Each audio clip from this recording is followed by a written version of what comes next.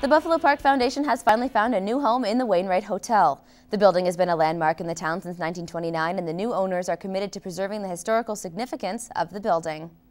After years of work, these foundation members are celebrating. We've worked for a long time and I know that some people wondered if we were doing anything at all. We've had to make a couple of sideways steps. There's been some learnings in the process for sure. But I think, have come on to the jewel of the community, and I'm expecting that people will definitely get in behind this and say, let's do it. The Buffalo Park Foundation will be turning this building into an interpretive center. In place of a nightclub and empty hotel rooms will be modern 3D exhibits, an archives room, and a rotating exhibit room for local art shows or community events.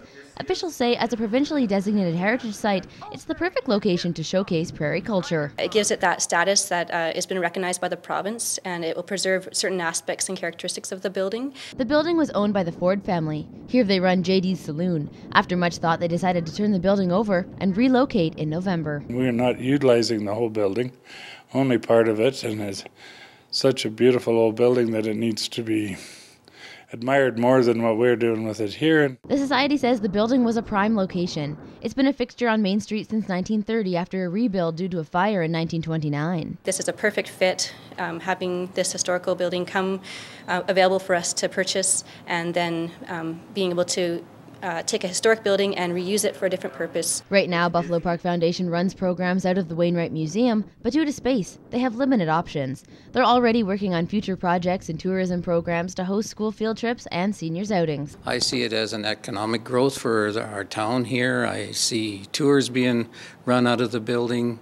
There's a lot of pluses for it, as well as it ends up being on our streetscape, which will make a nice plan. We'll be able to plan it in, and it'll look pretty nice downtown here. It'll be a drawing card. To bring in more tourism, more economic development opportunities into our community is great for everybody here. But none of this will happen without funding. Because the hotel is a provincially designated building, they're eligible for various grants, but that won't cover all the costs. Fundraising will be going into full force.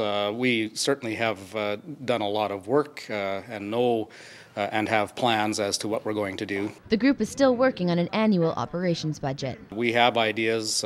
We won't be revealing that at the moment as we're still very much in the formation stages, but there is a lot of work's been done in that area, and we have a fair idea of what we're faced with. They hope to open the facility in the spring of 2013.